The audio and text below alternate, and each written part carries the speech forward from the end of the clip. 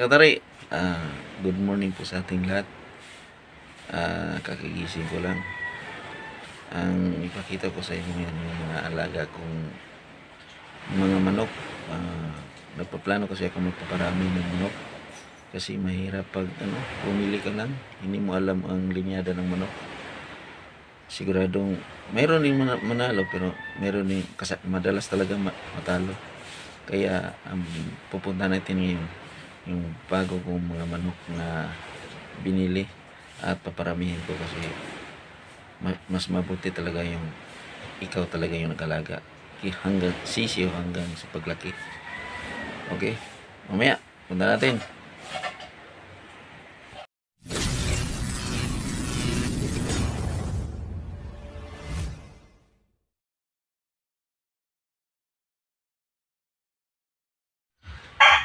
Nandito na po ko sa aking munting manukan sa taas ng bundok. Papasukin ko po at ipapakita ko sa inyo ang aking manok. 3 piraso lang po ito na lalaki. Kasi simula ko pa lang mag-breed, mag-alaga ng mga manok na panglaban. Kasi madalas ako bumibili. So ngayon nagbe-breed na ako. So ito pala yung ko, dark red sweater kilso, white ears at white legs. Ito po yun. Hindi po siya gano'ng mataas at hindi rin mababa. One time winner po to. One times winner.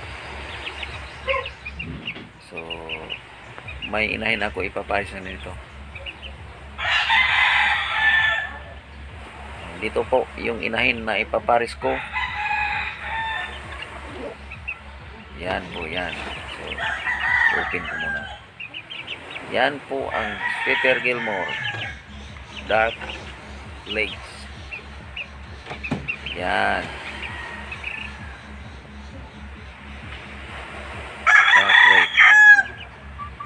Dark legs.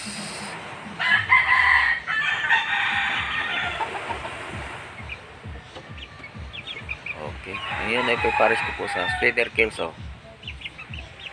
At dito naman po sa taas may naglimlim na yung sweater gold ko.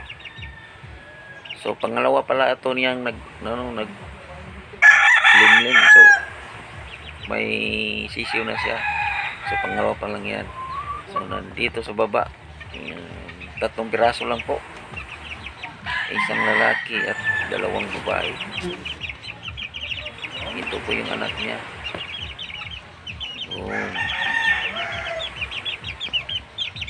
Mataas din ng tindig. Magandang forma. Kasi ang ama nito is yellow legats. Ipapakita ko ang ama nito. Nandito po yan ang aking yellow legats. Yan po ang ama. High station po siya, taas ang tindig.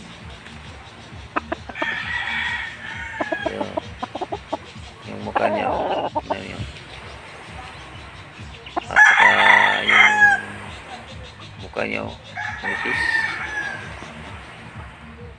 At ang paa niya is sakto lang, sakto rin to sa laki. So nakaumpisa pa lang siya naglugon. Medyo yung buntot, naglulugon na po siya.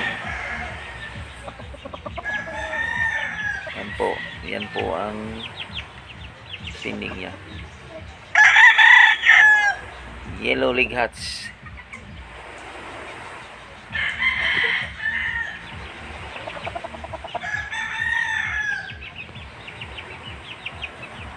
At dito naman sa kabila yung 5K sweater po. Sakto lang din siya sa tayo.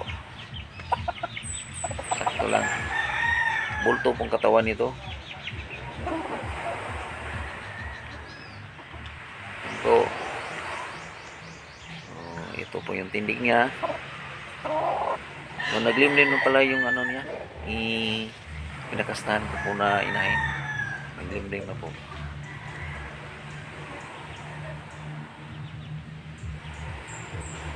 Ayan po. Palakarin ko ha. Kaya ganyan po siya maglakad. Sakto lang. Ayan.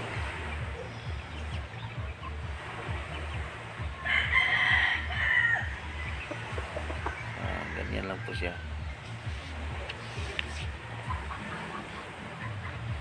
So hawakan ko. Hawakan muna natin. Pakita po yung mukha. Ito po yung mukha niya. Yan. Red eyes. White ears. Saka yellow legs.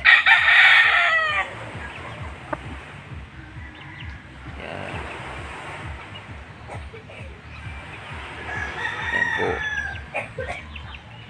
So, ipapakita ko po yung inahin na kinastahan niya. Magkakaanak na sa soon. Ito po yung 50% po na 5K at saka 50% po ng yellow legs hats. Yan. Kung magtatanong po kayo saan to galing, sa mga kaibigan ko po na mananari. Alam niyo naman po, pag ikaw ay mananari, madali ka makakuha ng manok sa mga kaibigan. Kasi madami kayong makakilalang kaibigan pag mananari ka. Okay, ito po yun ha. Next week, may ano na po, may sisiw na. So, dalawa na yung piraso po nung naglimlim na inahin. At may isa pa po na sweater hats nandoon po sa damuhan, nangingitlog. Nilagyan ko po siya ng itlogan, pero ayaw niya. Dito talaga siya mag-itlog. Iwan ko lang kung bakit hindi to siya nagandahan dito sa may damuhan. So naglimlim na rin po ito. Yun. Yan po siya sa may ilalim na sako. Yan. Sweater hats po yan. So halos kasabay po sila naglimlim.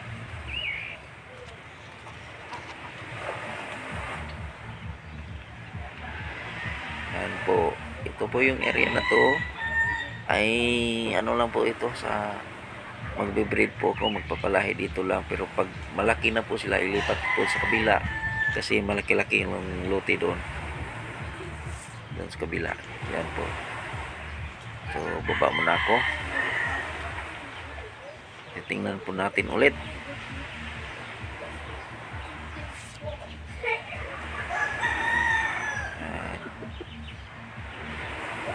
Napakaganda.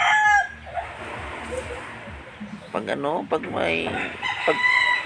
may problema, may mag-aaway po kayo sa asawa niyo, di puntahan mo lang yung manukan mo, pawala ito sa stress. Ano pa, higa-higa, magduyan. Ayan. Medyo mga agat pala to, mapusok tong na manok, klaseng manok. Kaya bihira lang ako nito, maghawak.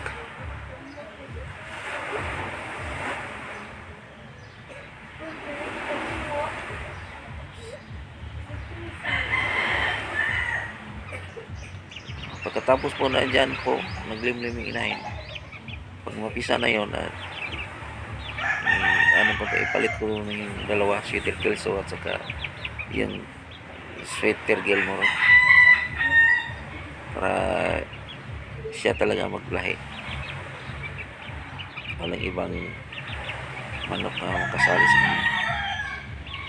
Yan po, may duwen na po ko dyan. Dyan po ko duyan-duyan pagkatapos kong kumain sa mga aking manok, magpatuka ng ilang mga pagkain.